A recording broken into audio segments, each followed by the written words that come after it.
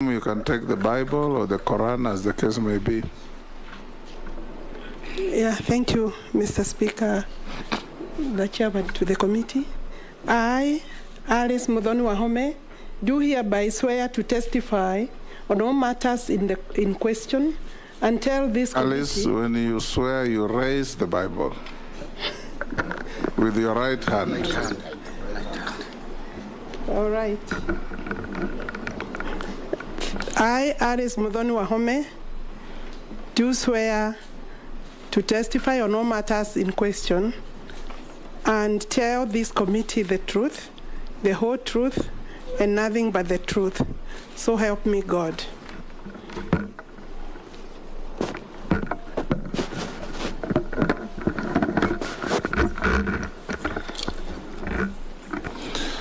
Honorable Alice, welcome once again. We are going to have an interactive session with you.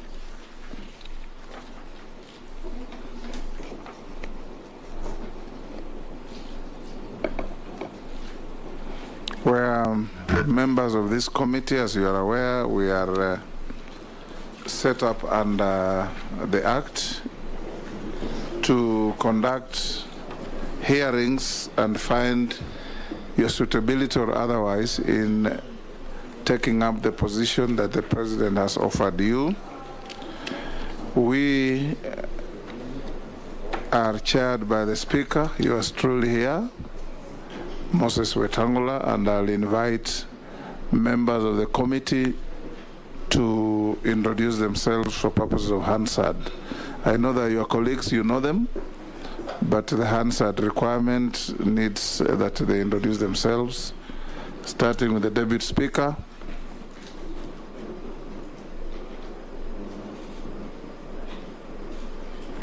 Good afternoon and congratulations, Honorable Wahome, on your nomination as Cabinet Secretary. I'm Gladys Boss, member for Wasingishu County and Deputy Speaker of the National Assembly. Thank you. Kimani Shongwa, Kikuyu Member of Parliament. Upio Wandai, Ugunja MP.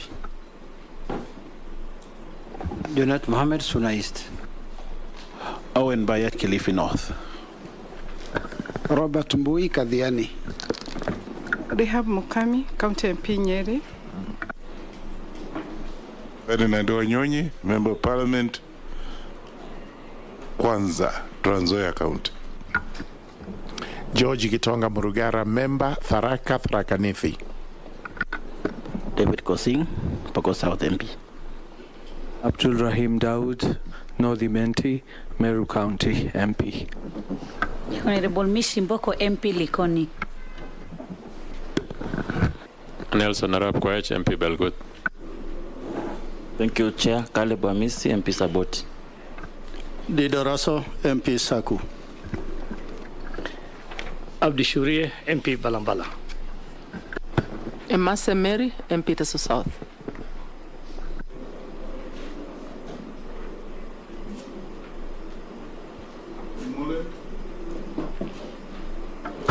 Stephen Mule, MP Matungulu.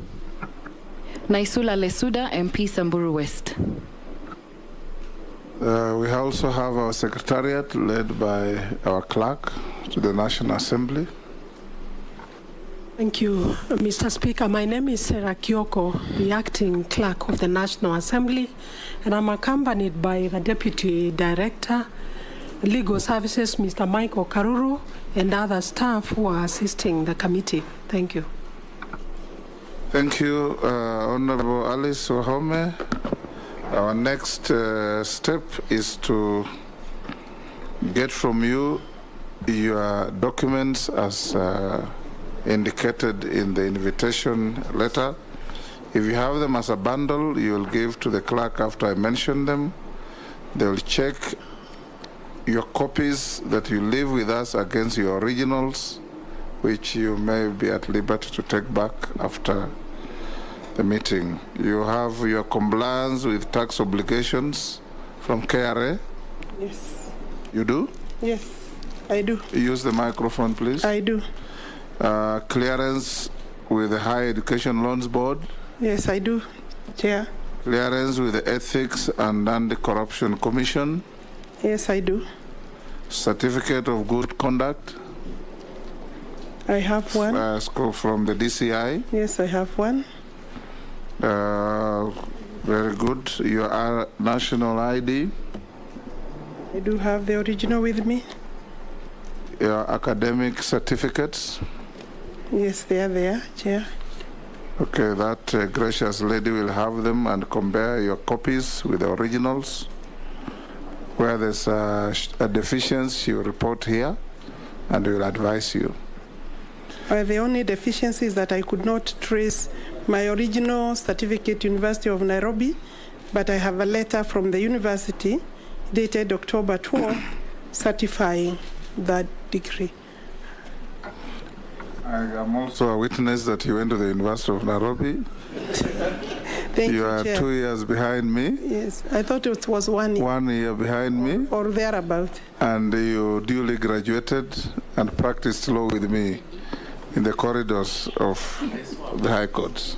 Thank you, Chair. I still hold the current practicing certificate and have put one here.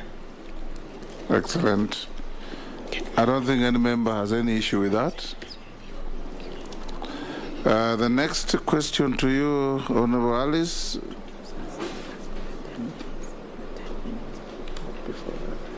Are you a dual citizen of any country apart from being a Kenyan citizen? I'm a Kenyan citizen, no other citizenship. Mm-hmm. We will give you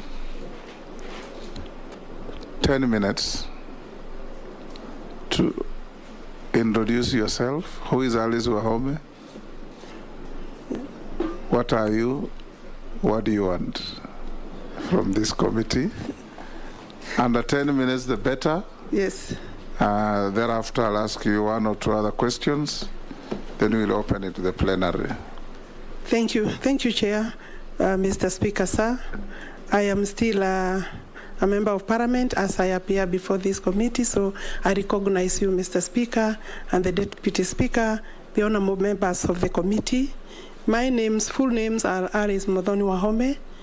I am a daughter of a peasant, small-scale coffee farmer. My father died at age 100 years, and I hope I can reach that age, Mr. Speaker. Chairman, to this committee, I was born in a village called Muruka. I went to primary school just next door my home, which was a kilometer away, Karumu Primary School, with other boys and girls in the village. I walked to school.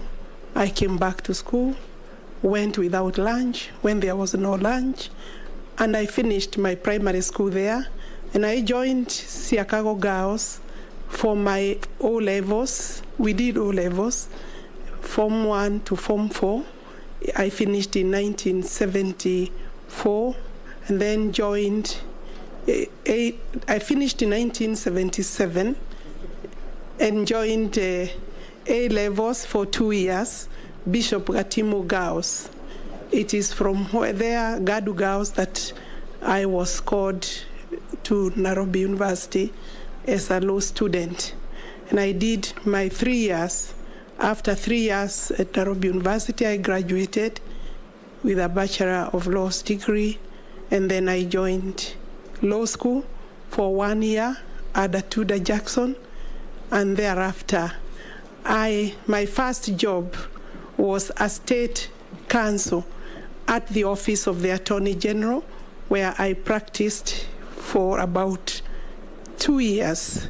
I left and joined Makecha and Company, the late Makecha and Company. From there, Mr. Chairman, I set up AM Wahome and Company Advocates.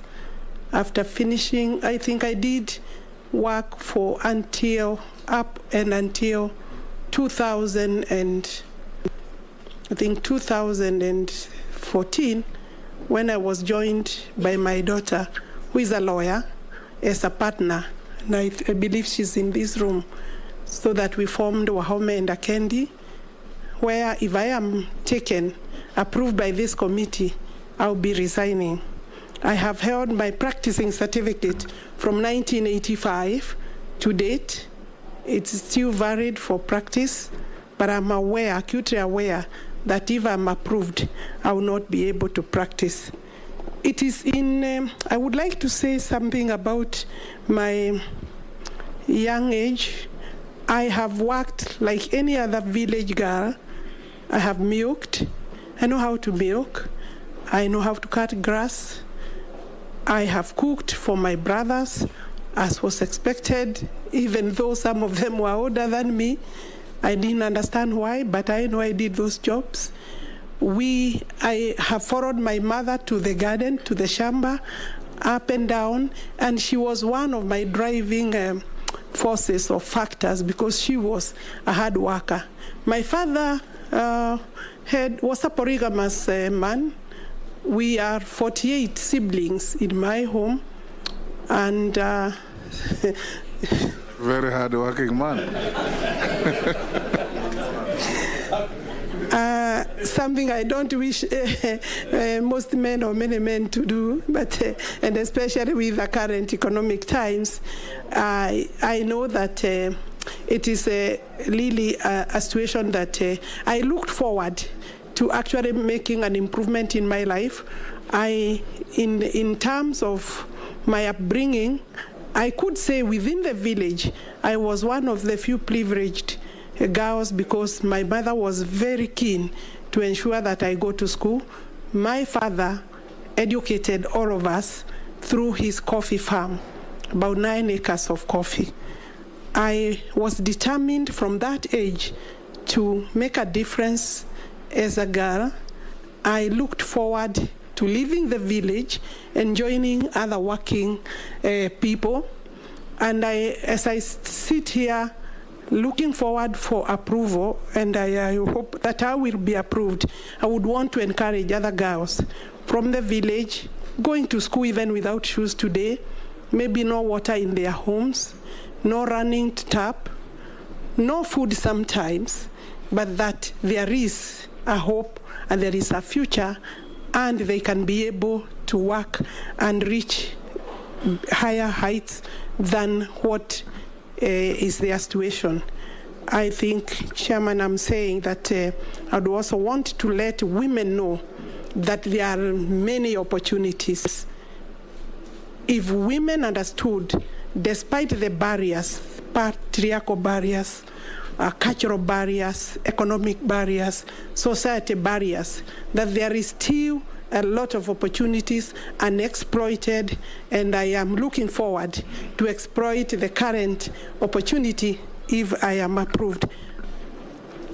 Chairman, at this stage, allow me to say thank you to His Excellency the President for finding it fit. It's really one opportunity in a lifetime for a woman who has come from where I have come from. I say that because the vulnerabilities of a growing girl, the vulnerabilities are very huge.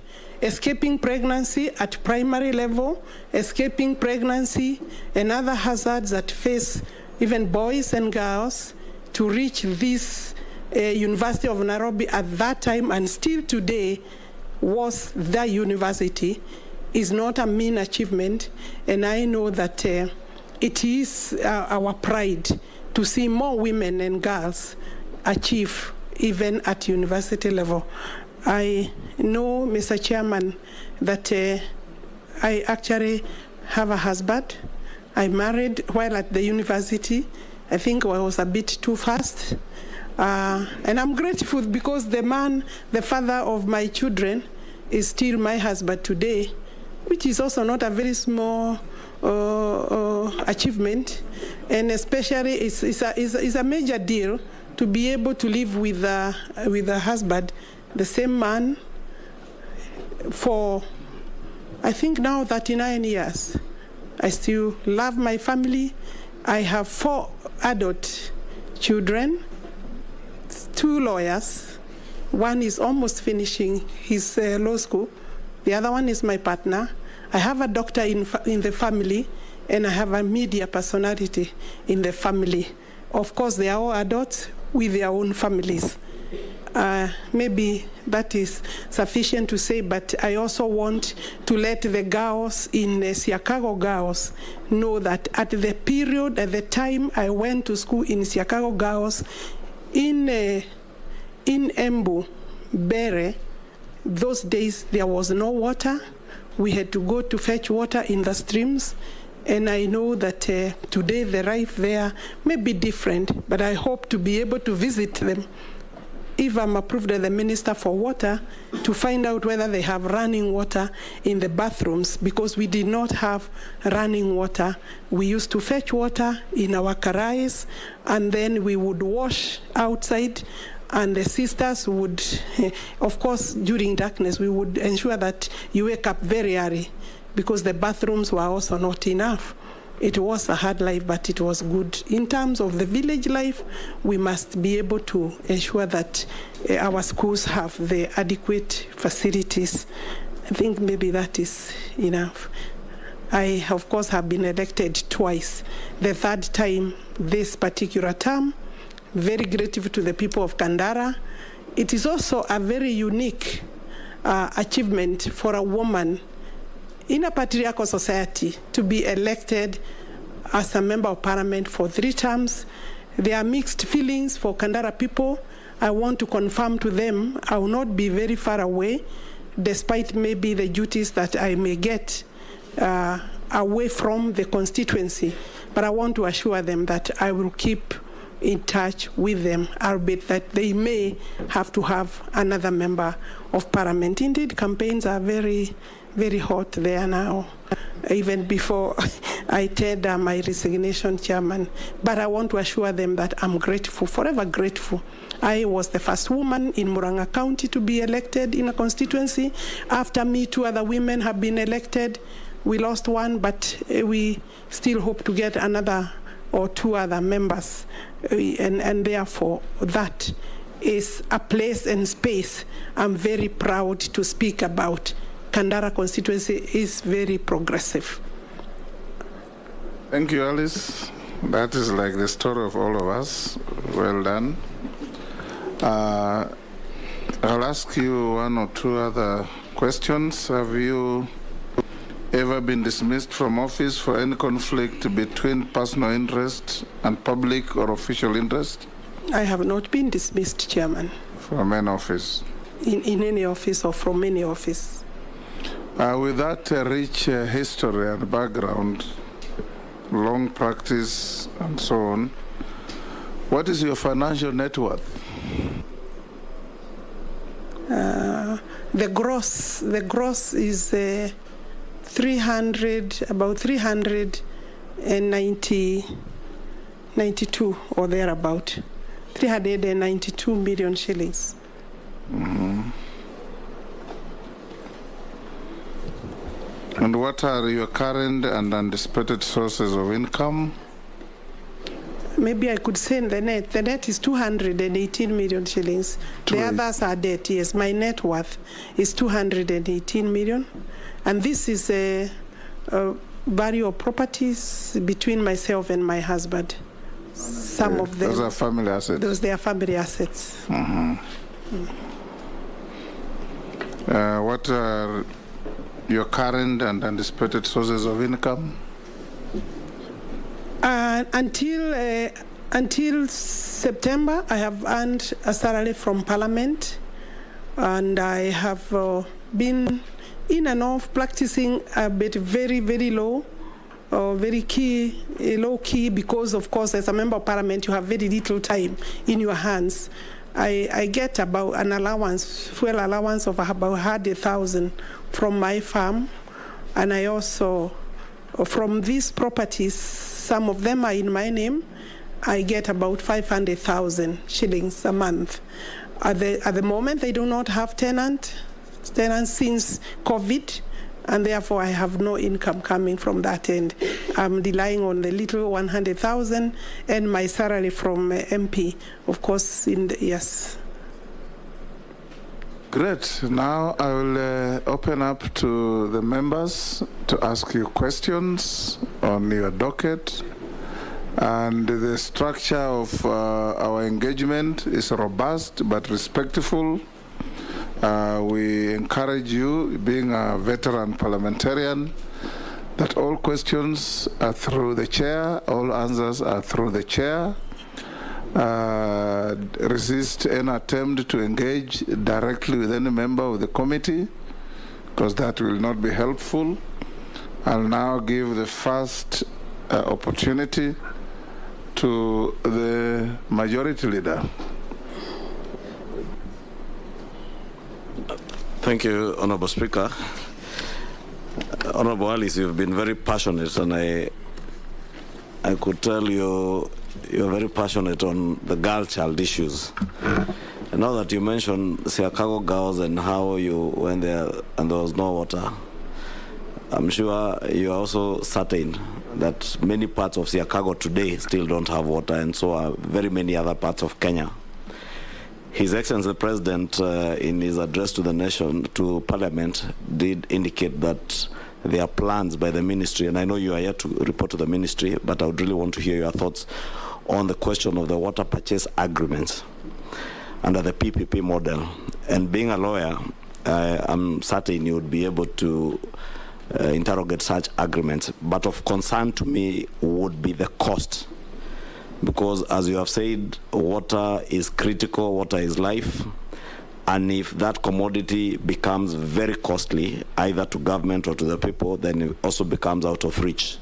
What measures do you plan to institute in case you are approved to ensure these water purchase agreements don't end up in PPP arrangements that are extremely expensive, either to the exchequer or the end product being very expensive to the ordinary Kenyan who is yet to access water? Yes. One first. Doing 4 batches, one day. Yes, thank you, Chair. Honorable Wahome,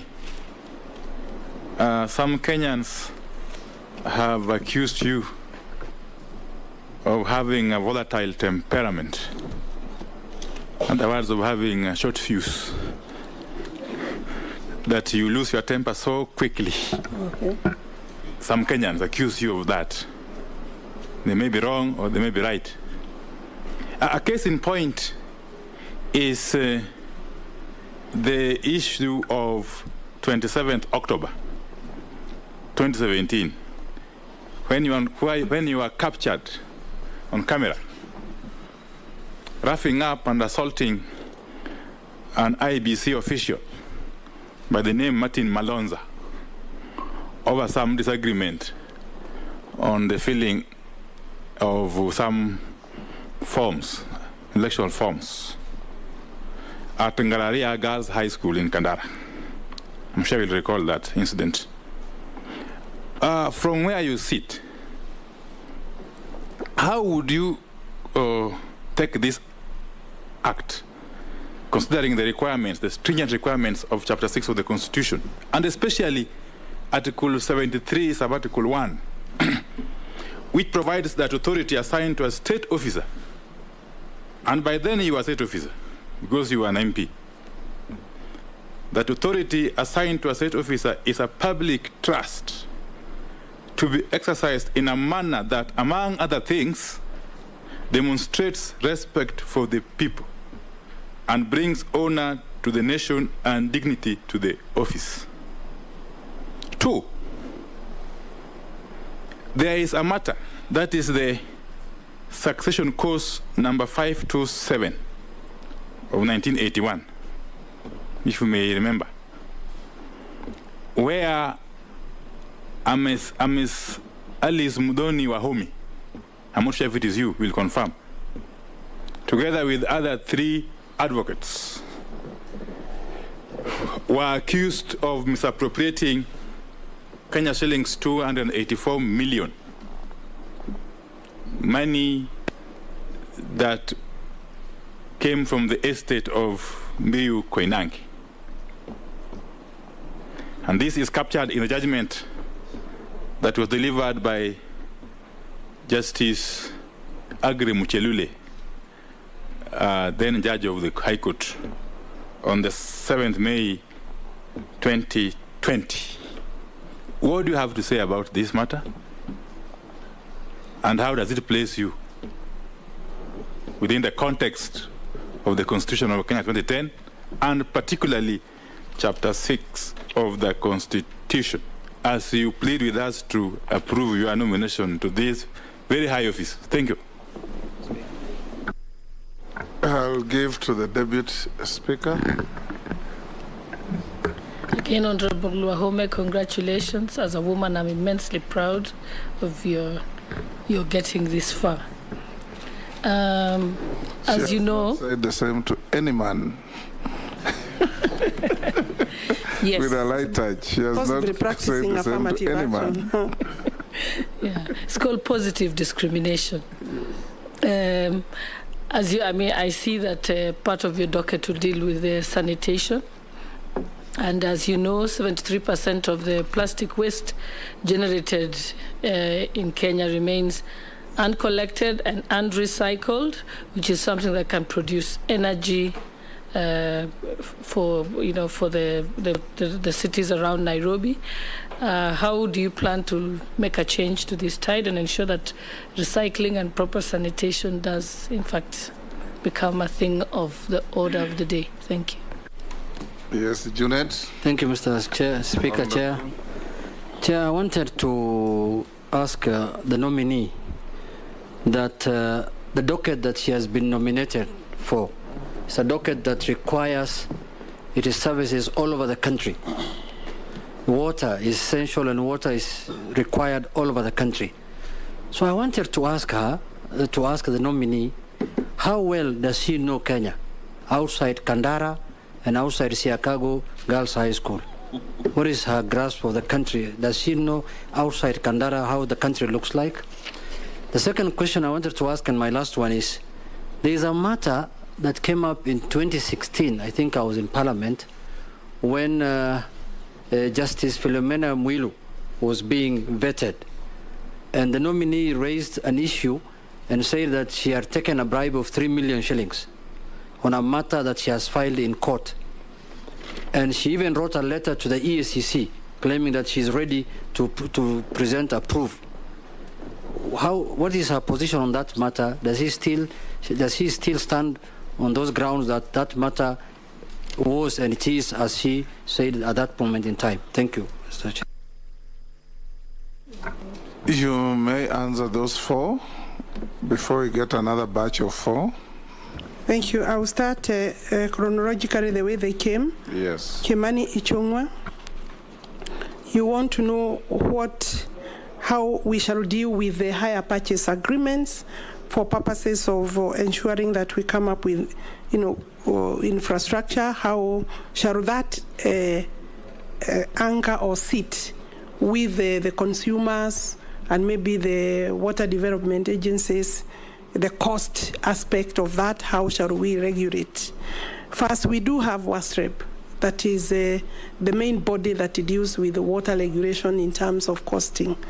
But if you recall that on the State of the Nation address, the President indicated that he would be willing to commit the country to the tune of 500 billion for water resources development. I would, if I am approved, be supporting that, and I hope that it is something that Parliament will be able to attend to and support. At the moment, we are having a budget of 24 billion shillings, and from the GOK, and then another 54 billion shillings, totaling to about 78 billion. The money that we have, the 54 is from partners, World Bank, IMF, African Development Bank. So if we are going to raise 500 billion shillings between now and Vision 2030, we will need to partner with the private developers. The concern of Kenyans is understandable because they are wondering, are we selling a basic right or leaving it to the exploitation of commercial or private individuals or companies. The purchase agreement, water purchase agreement, will be able, in my view, working with the Office of the Attorney General, stakeholders, the public in public participation, be able to come up with the proper frameworks that will ensure that Kenyans are not exposed. Currently, when the government develops water, when the ministry engages the water development works agencies, then they are, of course, the water service providers. The regulation in place, the strategy and policy in place ensures that the element of cost is under control, regulated, and I know there are cases where it may not be properly regulated, and that is part of the reforms that we are working on. For me, it is possible. We must not see public-private partnerships as commercializing the water. We must see that as a need to develop the infrastructure, the way you would invest on a highway, on a road, and then engage the agency for purposes of then ensuring water is distributed to the consumer at a controlled and regulated space and pace. And I think I have answered that question. I'm a practicing advocate. I've held my certificate since 1985. To date, I have a practicing certificate. Anybody who has taken clients' money may not be very lucky to have a practicing certificate for the period that I have had. The complaint you allude to occurred or was filed in 2012. The DCI has had that file, and it only becomes live when I'm about to go to elections, 2013, 2017, and 2022. You will find it being brought up even in the media, but finally, the DPP had the opportunity with the DCI to look at the matter. It is 3 advocates plus myself, and the Office of the Director has directed that there is no criminal liability in the matter. I don't want to go into deeper details, but any advocate who is handling an estate matter or estate funds has a duty and responsibility to file an statement of account in court. What the court or the complainant would do is to demand for an account, because we did account for all the monies that we received, and I do not owe, neither do my colleagues, the other 3 colleagues, including the late Munari.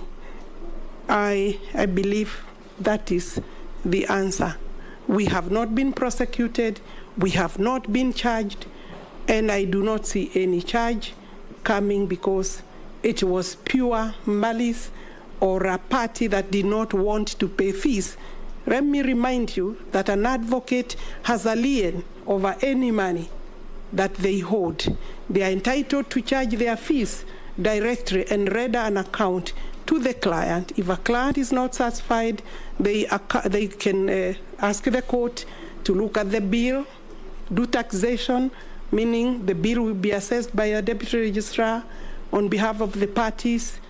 And if they need further recourse, the Law Society has a complaints commission. That matter has never gone to the complaints commission. I believe it was vendetta, if maybe not by the client, but advocates that felt maybe it was a good brief and they could take over from us. Let me go to the question of, I think you had another. You were asking in terms of public trust. I believe I will be able to hold the office with honor. I have not been taken to any court of law, and even assuming I was taken to a court of law, maybe there would be dishonor if I'm found guilty. Assault, allegations of assault, in the 2017 elections, I want to say that that matter was also investigated. No return was made in terms of any charges. I have not been charged. There was an altercation. I do not recall. You would not say what happened was assault against the returning officer. We had a tussle. It's regrettable, I would say so, but we had a tussle. The background of that was an issue of accounting in terms of votes given wrongly, posted wrongly. We had a returning officer who did not want to answer. It did not need to end where it ended. And that is something I'm sure even himself, myself, we regret. We could have solved it a little better and tidier.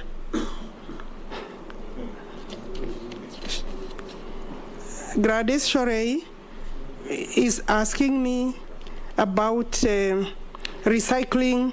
How do we deal with sanitation? These are matters that, the ministry is involved with the development of water, resources, sanitation, and irrigation. In terms of sanitation, per year, we are funding all necessary projects to the tune of only about, including donor money, about 31 billion shillings. The money is not enough to do what we would want to do. This is an area that has recently, because of the need to improve the environment, has received a lot of interest, and I believe partners will come in to assist, while the government must also commit more funding, and Parliament is a key player in that. I think it is an area that we would work for. We do have a strategy in place and policy, so what is remaining is just to implement and move forward. I am reminded that the President has said he would want to take up the cleaning of the Nairobi River in a very serious manner as soon as possible, as part of ensuring that our sanitation is sorted. Junet Mohammed, Mheshimiwa Junet Mohammed, you are asking whether, other than Kandara, I know any other part of the country. I think in the ministry, I do not need to know any part of the country to be able to implement the policies that the ministry has developed. We have policy in place, we have strategy, reforms are in place, we have both statutory and regulatory mechanisms, and we have very serious technical support teams in the ministry where there may be deficit or need to add, to improve, to train further. We shall do so that the designs, a lot of designs, including national master policy. I just need to sit on my desk and be taken through the national water policy and the national master plan for water. And then, therefore, I'll be able to find your constituency where it is or any other. But is it true that you don't know anywhere else apart from Kandara? I would be happy to go. Of course. That was his question. Mr. Chairman, to answer the Honorable Junet, I have traveled in all the counties in this country, both at my own free time and also during the very extensive campaigns that we did, including Junet Mohammed. I'm sure he has traveled. Mheshimiwa, I'll be able to find my way around, definitely. Thank you. We'll take the next batch. Hey, Junet says you have not answered his other question. Which? There? If I'm allowed, Chairman, I would like to leave that question because the Honorable Judge is now serving As a deputy CJ in the country, I had raised the matter before Justice and Legal Affairs Committee before she was vetted. She was vetted and went through the process of vetting. There is no need, if I'm allowed, by the owner of the question and the Speaker, Chair, sir, not to answer any further or deal with the matter. Preclude us from discussing judges at that level without substantive motions. You're right. That's right. I'll take the next batch of 4. The Honorable Owen Baya, the Honorable, wow. The Honorable Murugara, the Honorable Amisi and Naisula. You will have this next round.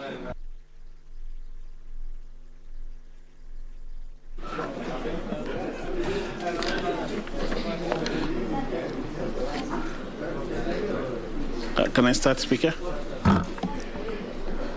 All right. Thank you, Honorable Speaker.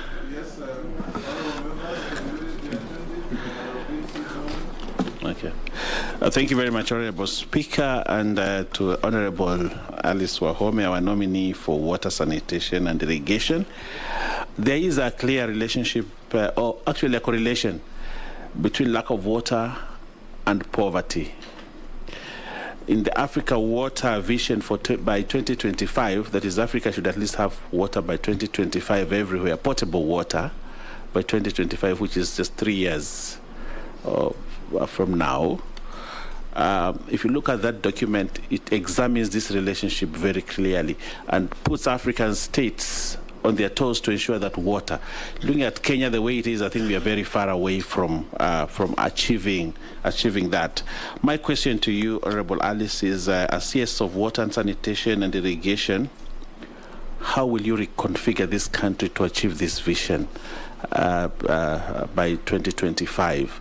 And what is it that you'd want Parliament to do so that you can achieve this vision, not only for the country, but also for Africa? Secondly, if I put it within this supplementary, Mr. Speaker, there are places in this country, if they had water, they wouldn't be as poor as they are. The docket on irrigation is placed squarely into you. How will you bring all this together to ensure that irrigation plays a role, but also water is found at home so that we can curtail the poverty that we have in this country? I thank you, Mr. Speaker.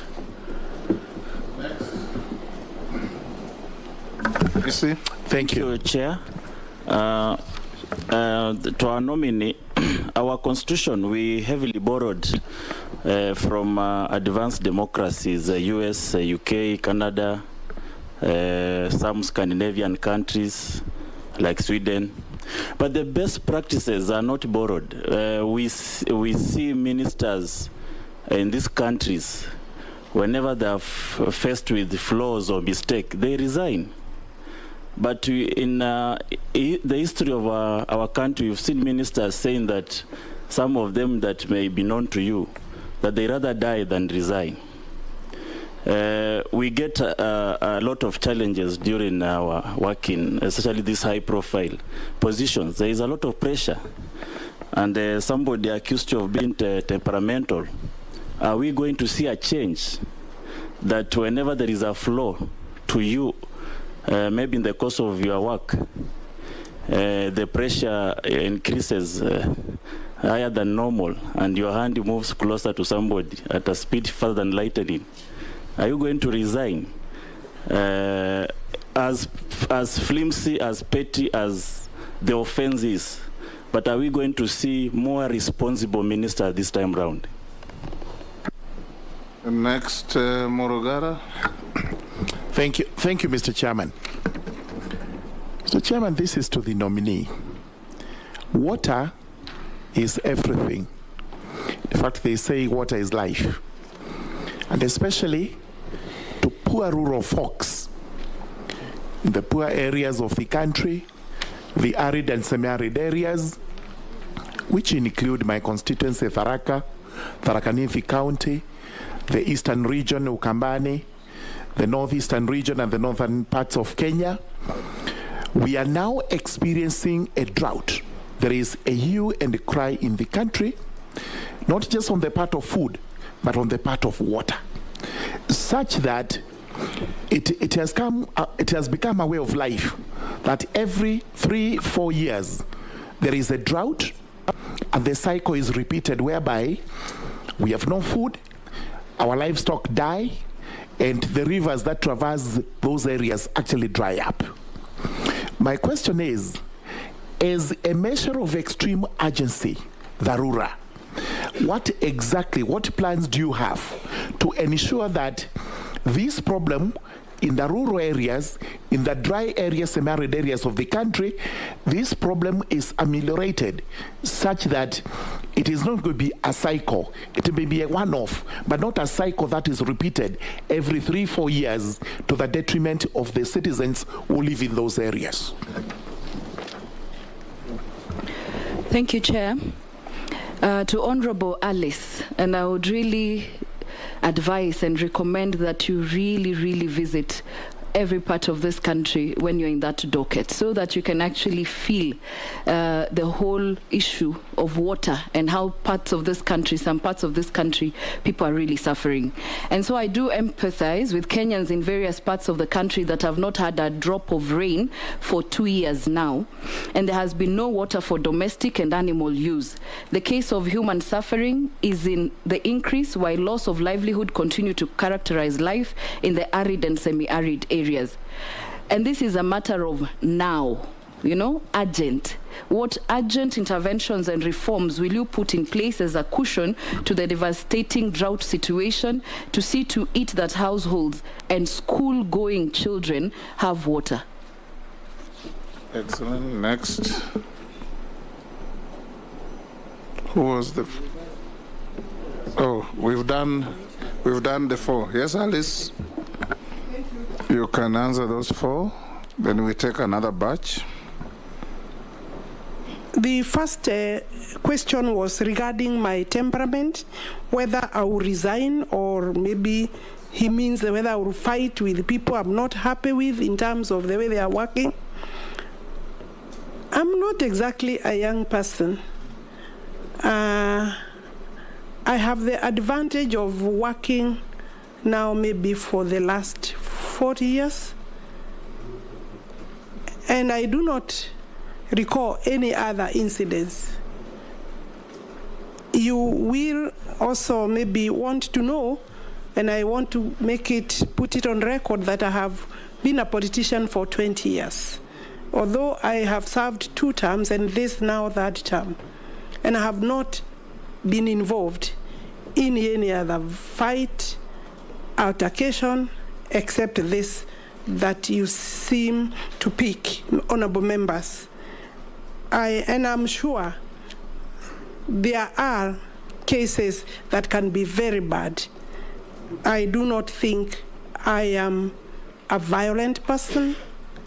I am able to manage my tempers.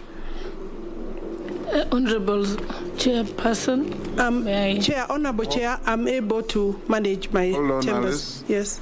The David speak. I have a slight interjection just to my colleagues, and I'm requesting the help of the chairperson that we do. It would be nice not to have the questions being subjective, because when the question is asked in a manner that is subjective and amounts to casting aspersions and passing judgment without giving the candidate an opportunity to elaborate, then it doesn't look good. I think you can phrase your question, Honorable Amisi, to say, could you elaborate on the following incidences with a view of assuring the panel that you have the requisite integrity standards? That's a better way of asking. And I know this because I haven't seen that line of questioning with any of the other candidates. Chair, maybe to make it even clearer. I'm not opening any debate. I believe I have answered. With your permission, Chair, I was going to move to the question of Honorable Murugara. I said I am able to manage my temper. Honorable Murugara wants to know.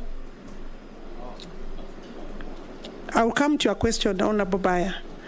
Honorable Murugara is asking a question related to climate change. The question of climate change is a big subject, locally and internationally. It is true we have water, seasons of water, periods of a lot of rainwater, and the next time, maybe after 5 years, drought, serious drought or moderate drought. Indeed, when I was going through notes and seeking information in this area, I was made to understand that every 30 years or so, we normally get very severe drought, then followed by El Nino type of floods. It means we have not been able to learn properly. We have not put in place measures before that will deal with the water harvesting question. I have gone through the documents. We do have now Irrigation Act. We have water conservation regulations, and regulatory mechanisms are in place.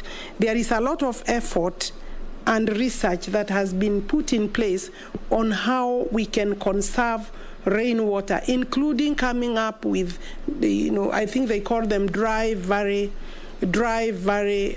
dams, which means they will draw water from the rains. And indeed, when you walk, for example, when you go to water from Makueni, going those two valleys there, you can see big valleys that would be able to hold a lot of water. We have seen serious devastating floods in most of the eastern provinces, regions, the counties like the ones Mheshimiwa Resuda is referring to, her county, but that water after 3 months is not there. The ministry intends to partner with Parliament, provide funding with other partners, including private partners. I will go back to that question. Dams is a big solution.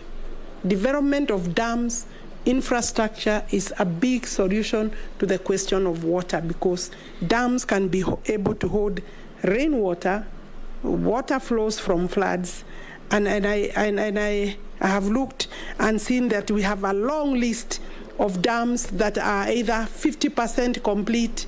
A few have run into problems because of either the contractors have run into serious financial issues, but majority of dams are kind of halfway. I'm told that we need this, the whole of this, the master plans, the research, the designs are there.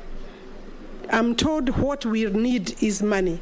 Between now and 2030, we need to raise 1.8 trillion shillings for both water resources development and sanitation by 2030. If we did that, we will possibly deal with 3/4 of our problems. So yes, I'm sure I'll be coming to the honorable members to be able to discuss how we can partner in the area of looking for more money. Honorable Bayang is asking how, the question of hunger, poverty is related to no water, no agriculture, no growing food, no production. I agree with you. The docket of irrigation has received serious attention. I can assure you that. And I think sometimes there is a lot of politics around irrigation. If you look at the irrigation schemes that are there, and I'm sure your region is one of those, the Gurana scheme, irrigation scheme, is about 95%. 5,000 acres of irrigation is now more or less complete, remaining another 5,000. The total is 10,000. And you remember the beginning was really visited with a lot of politics, but now it's underway to completion. So I want to think that for food security, to be able to be water secure, have food security, we need to irrigate. Again, we need to irrigate about 3.5 million acres Currently, we have covered only about 800,000 acres, slightly less than 800,000 acres. So yes, by the time we reach 3.5 million acres, I think we shall be stable. But by 2030, the target, the question you asked me, by 2030, we are required to raise enough money to be able to irrigate about 1.2 million acres, between 1 million, 1.3 acres. That way we will be able to possibly talk about food security. Thank you. The Suda visit, I should make sure I visit the entire country. That's a good invitation. How can I resist that one? Thank you, Chair. I'll join you in that. Chair, through you. So the drought question, school-going children, you had me about. Yes, thank you. And I believe the nominee touched on the long-term interventions as she was answering Honorable Murugara. But I need immediate, urgent, now. The boreholes, the small ponds, the smaller dams, other than the mega dams, collecting rainwater, ensuring that we are able to, some areas, in fact, we even use dozer system, which is a very short-term and expensive mechanism. But boreholes, water harvesting, I have seen a lot of urgent, rapid response mechanisms or efforts by the ministry, and I'm sure as soon as I get office, with your approval, I'll be able to look at what is the immediate that we can do so that children are not running without water, but also that they can harvest water from schools where the ministry, with the help of agencies, they are delivering and distributing water tanks for purposes of storage. So yes, we do need a quick intervention water storage. Yes. I think I've answered all the questions. Next batch.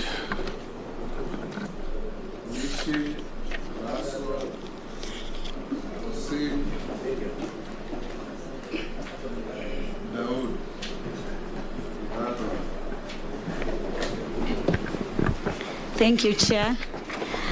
Chair, all of us, we understand that Kenya is a water scarce country, and right now we're experiencing a lot of scarcity in terms of water, and the reason is being climate change, global warming, deforestation, and also destroying of our water towers.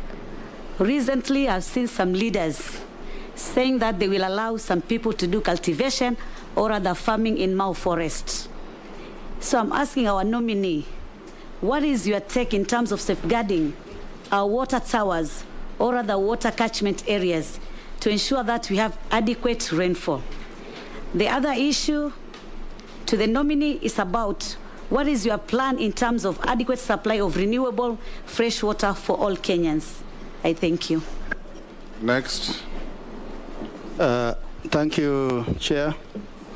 Honorable Alice, my question, I really want you to be very specific. We are facing the worst drought in a decade. Currently, schools are being closed because there is not even water to cook food for the pupils or the students. And the rains maybe is unforeseen. The short rains might fail. So what we are asking is, as a stopgap of immediate attention, what is the ministry doing? We know you have not sat on that seat yet, but you should be able to get the information and give us feedback to that effect. On the same, your predecessor was also a lady. She was not seeing eye to eye with members of parliament. And yet water is life, and water is life. We represent the people. We're actually the actual representatives of the people of Kenya. So how are you likely now to work with parliament and members of parliament? Thank you, Chair. Thank you, Speaker and Chair of this committee.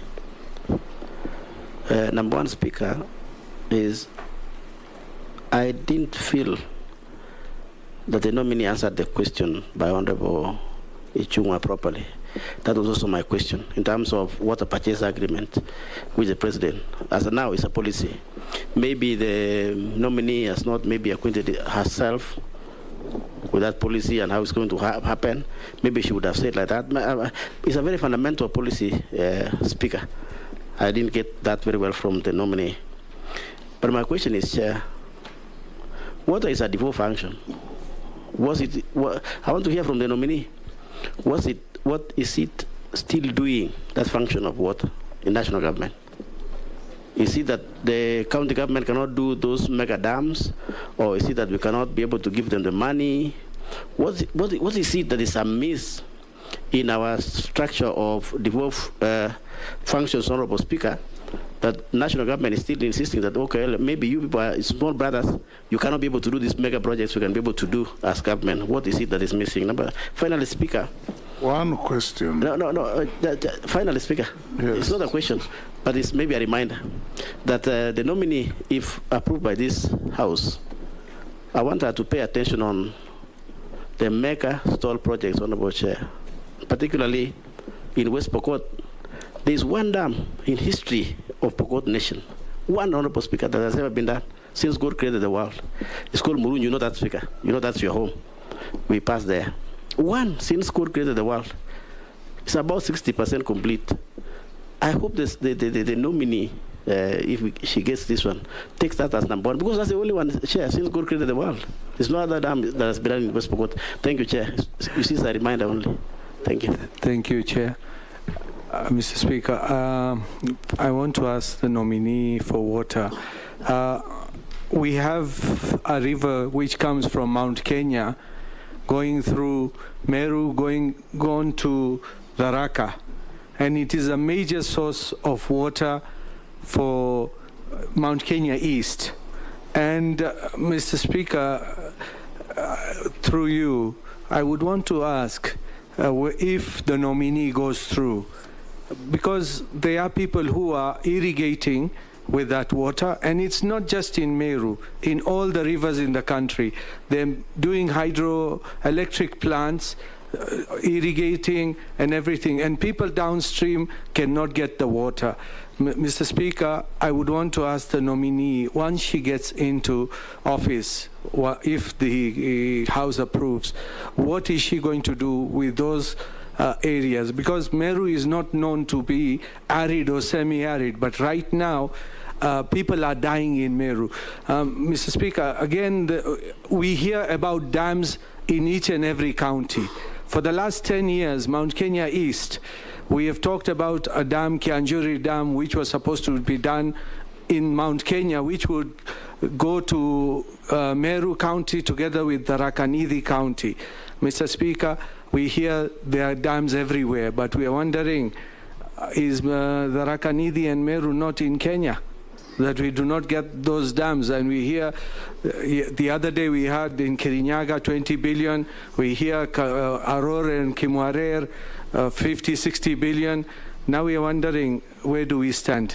So we would want to ask our nominee that if you are nominated to that office, you do a fair distribution of dams in all over the country and not just in a few areas. Thank you. Answer, as you do so, I don't want us to repeat ourselves. The Honorable Posing asked you Ichung'wah's question, and in my estimation, you had adequately answered it. You said you'll have public participation, you will have a look at each case in its own merit, and you'll consult the Attorney General to come up with proper, acceptable legal documents for the water purchase agreement. So you don't need to repeat it so that you answer other questions. You can answer him on Murunyi Dam and others. Kopsing, and maybe I could then start with that so that I finish. Thank you, Mr. Speaker, even Chairman, for helping me out on that one. Water is devolved. That is your statement. what the national government is doing is water resource development infrastructure and managing that infrastructure so that by the time the counties are given water, then they are able themselves to distribute. They still have a big role. I guess it is not possible for the national government to deliver on a delivery of water access to water to everybody without involving of the counties. But I'm sure you also agree the infrastructure, the management and development of that infrastructure is still a role of the national government. But it also does not stop the counties from coming up with their own irrigation and water projects. So I think I have answered that. If you look at the Constitution, there is nowhere it is stated that the national government will not work and develop the infrastructure. The dam you are talking about is 60%. Mheshimiwa, it's not just this particular dam that it is incomplete. There are very many dams. I've looked at the documents, but it is possible that we have maybe more than 40 dams or thereabout that are incomplete. Some work is going on. Others are waiting for release of funds. You know where the country is at the moment. You know where this government found the economy. And without passing any blame or ducking the question in any event, is that I said we need 500 billion shillings to be able to be water secure. And that's why it is important that the country understands that private and public partnerships are not a way of commercializing or selling water. You know, of course, water is a fundamental human right. It's a basic right secured under Article 43, and therefore, if we do not also provide, then it means the responsibility by the national government is not yet discharged. So I want to assure you that we will look at this dam, if I'm approved, not just this dam or incomplete projects. The president has pronounced himself very clearly that he would want to move from the projects that are ongoing first to be able to complete those, allow funding of those before we can start as a government on new projects. So Mheshimiwa Honorable Daiwu may be one of the people who will be waiting so that we can first complete the incomplete projects. But I believe every county needs to be able to get these services. Honorable Mishi,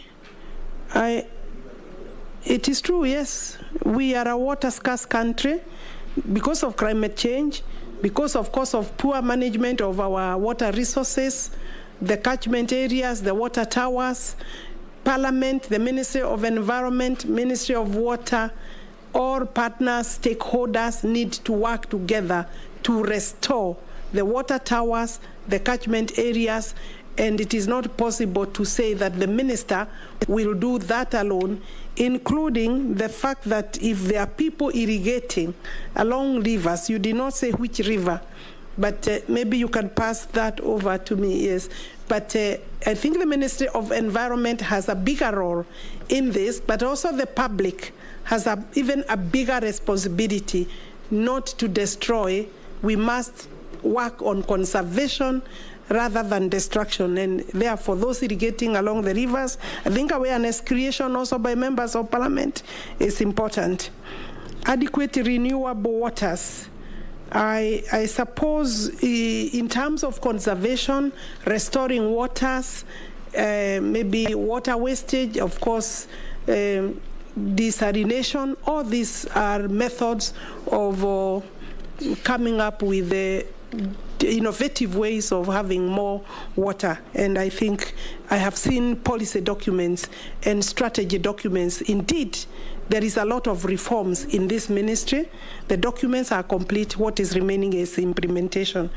Honorable Raso, I will take the speaker's, the chairman's advice that I may have addressed this question because I said there are stopgap measures like delivering storage tanks, quick boreholes, small domestic ponds, or community PANs will be able to answer some of those questions. And they are under the rapid response programs. And there are those particular programs that are funded to respond to the situation as it is. I believe, Chairman, I was told about predecessor Sisri Karaoke. How will I work or partner with members of parliament? Will I be accessible? Yes, I will be accessible. I'm a member of parliament. I believe I may have a better understanding of the demands and the pressure on members of parliament. I may not have an answer for you even when you visit, but I may be able to hear you. Thank you. We come to the last batch. Ferdinand Emase Mule. And, sorry, you are slightly behind me. Yes, in fact, let me start with you.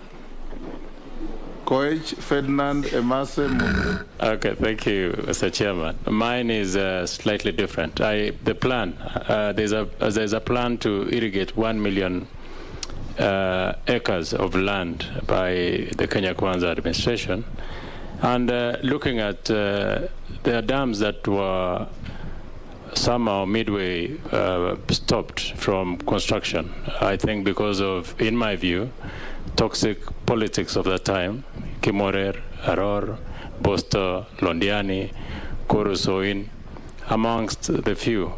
Do you have plans to restart the dams again? And if yes, will we still have value for money, considering that some of these financiers have continued to pile interest on the loans within the time that they had been stopped? Thank you. Ferdinand.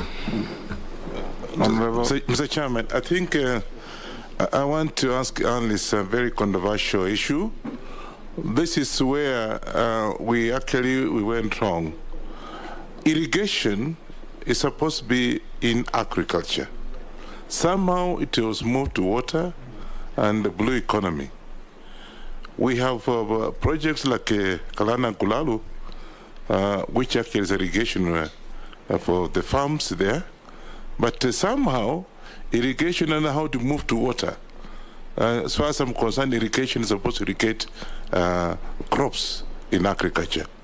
Don't you think that we should be able to move the irrigation from yourself so that you can concentrate on water other than irrigating the farms? Mary. Thank you, Chairman.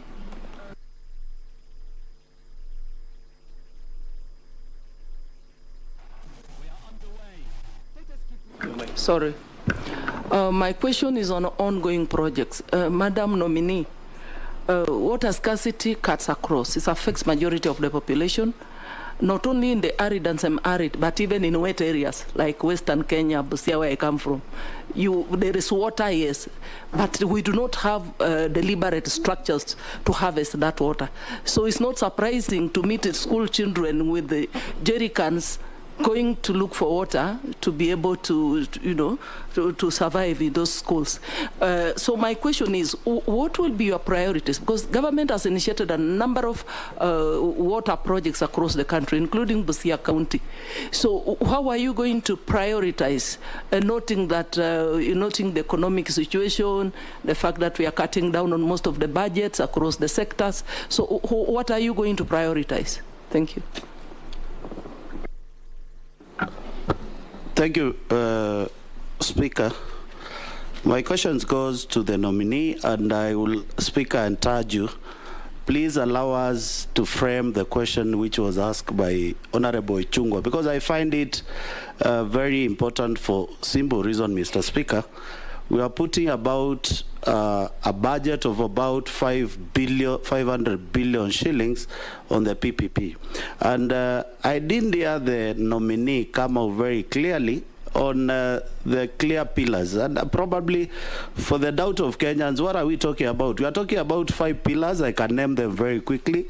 The water scaling, whereby we are looking at the quality, quantity, rate, and the rate of adjustment, the sale capital, the purchase tripartite agreements, the terms of agreement, and the water usage in that particular project. Then my question comes, Mr. Speaker, as a nominee to this ministry with that fundamental huge mandate being given to her, first and foremost, we need to understand, with the current economic situation in the country, will the ordinary Kenyan be able to raise funds for the purchase agreement we are talking about? I want to give an example. In Matungulu, we have the second highest bowl in the entire country, producing 78,000 cubic liters of water per hour. What does that translate? It translates you need an investor, and the common mwananchi at the grassroots will be able to pay back the investor who has distributed the water, who has made sure that the quality of water is clean, and made sure that there is a drop of water at every homestead. Mr. Speaker, and the nominee, Alice Wahome, at the current situation of economics of scale in this country, does the common mwananchi be in position to procure some of these simple water agreement we are looking at? And I think you should be bold enough to advise the government on the best model, and if the model cannot work, will you be in a position to stand and tell the president, please, Mr. President, you promised the hustlers water, give them water without metering? Thank you. Yes, Alice. We could start from that question from Honorable Mule. I think I would encourage members that we don't operate from fears. You have very well articulated the fact that there will be the water scaling, the quality, the assurance, the terms of sale of that water, the costing, the tariffs. May I advise just at this stage that there will be no interface between the consumer, that is the beneficiary of the water, and the developer, because that is not possible. You can see that would not be an equal relationship. There are water providers that will be dealing with the consumer, the mwananchi. The developer will be dealing with the government at government level and the development agency level. That is, for example, at the water, NIB or NIA now, at that level, the agreements will be exchanged, monies provided for, develop the water resource, hand over to the agency. Then the agency will be able to know, because we have water companies that even today, water is really actually a trading commodity.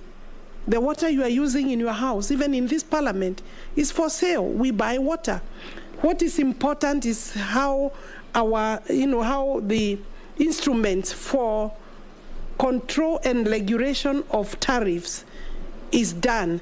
And if there are challenges there, it is an area that Parliament, through the Regulatory Registration Committee, will be able to address. If tariffs are not reasonable, Parliament would have a role. And I think so far, I've looked at some of the studies and documentation with the ministry. Every shilling you invest in water brings 4 shillings, 4 times. Indeed, in our country, it could be up to 10 shillings. So I think there is room for control and standardization. And therefore, I can assure you, I think we have a role there. There is no need of fears. I do not see a situation where, and if you listened to the president himself, he said that the agreements will be first proposed by the relevant, by Treasury, and then come to the ministry. And I think it will obviously be a joint effort. We will look at those documents together. There will be public participation. The public will be able to say, even today, they are able to be consulted. And there are bad practices. And unfortunately, actually, there is also a lot of theft. Chairman, there is a lot of theft of water. Some of the challenges is that non-revenue water, that is now about 40% of all the water that we develop and we have. So if we lose 40% to theft and leakages, that's some of the things that we are supposed to be doing so that we can increase our volumes or our water resource. Maminista is talking about stored projects. I did say earlier there are many stored projects. There are several which are ongoing, complete and incomplete. And the ministry is working hard. I have looked at their portfolio, and I think they are working hard. The impediment is actually funding, and that's why if we wait to raise money from our revenue, you can be sure, like the Northern Corrector, Chairman, I found that the Northern Corrector, which is a major project for Nairobi water, it will be at the compression stage. It's now at 95%. It's supposed to give Nairobi 140 cubic meters of water. That project was supposed to have been completed in year 2000. We are developing it now. We are completing it now. What does that tell you? Already the population has gone up, and therefore we are still lagging behind. And that is the same story for the entire country. We are behind maybe by 20 years. So let's work together to deal with the problem. Do I plan 1 million acres from Nelson Koech? Will we revive some of the dams that possibly stored because of toxic politics? Some of the dams are actually in the Ministry of East Africa and Regional Development, like the Kimarwa is in that ministry. I know there could be some need for collaboration with that ministry, and I believe all cases will be evaluated. The dams that are stored, the ones that are having cases in court, all these issues are our problems. We will have to deal with them because we also don't want idle money or waste of money.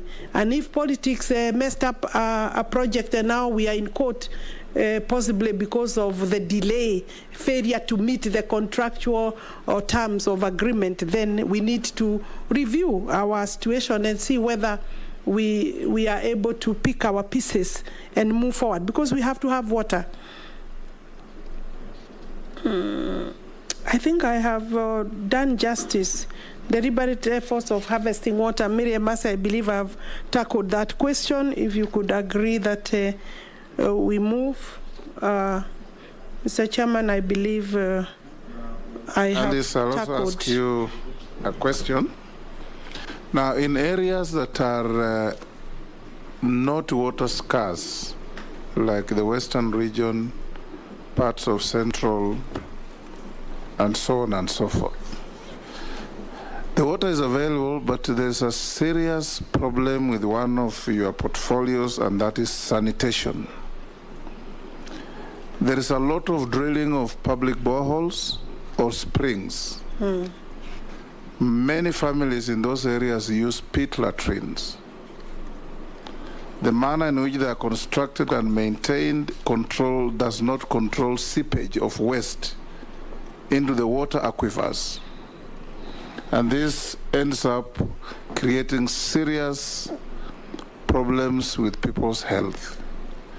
What are you going to do as minister responsible for national sanitation to ensure that there is control of the use of pit latrines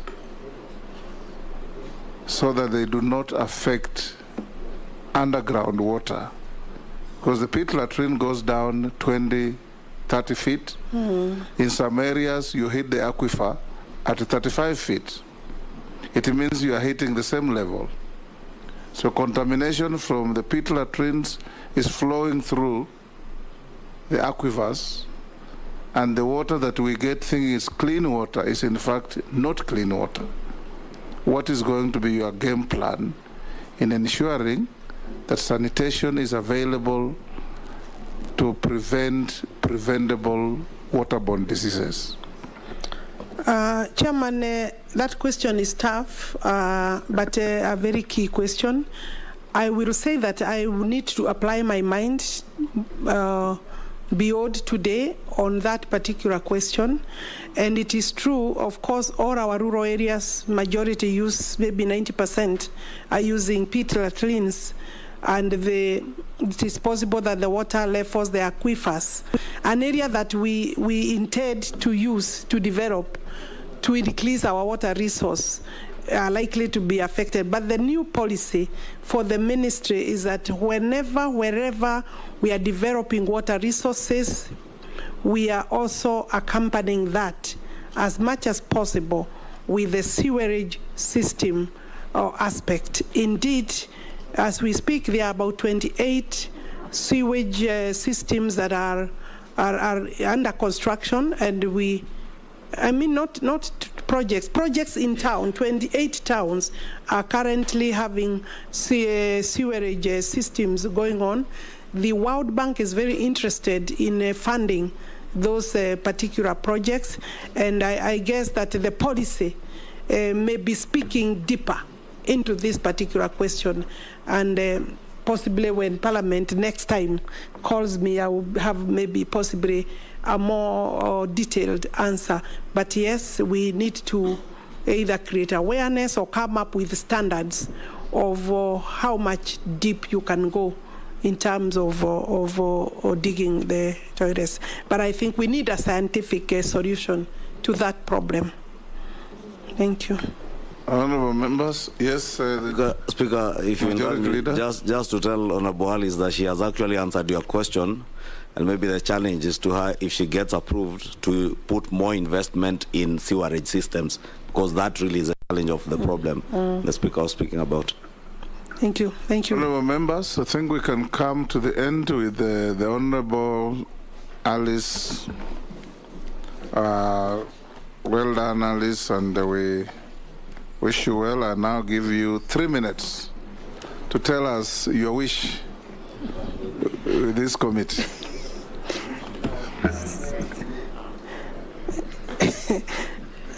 Thank you, Chairman, for even a very cordial session.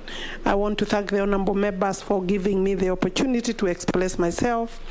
And yes, I'm looking forward to partnering and working with members of Parliament in the next, in this particular term. And I know that it will be possible to deal with some of the challenges that are facing you. I also want to thank women leaders. Many women leaders, Chairman, have called me to congratulate me, to thank the head of state for this appointment. I know other women have sat in that office, but if you count the numbers, they are still very, very low, and therefore there is excitement in the women movement. I have grown from that particular space, and I want to also tell them that we will be partnering with them. By and large, thank you very much, members. I look forward to a soft landing. Thank you very much. Thank you, Alice. You are released to go back to your other duties.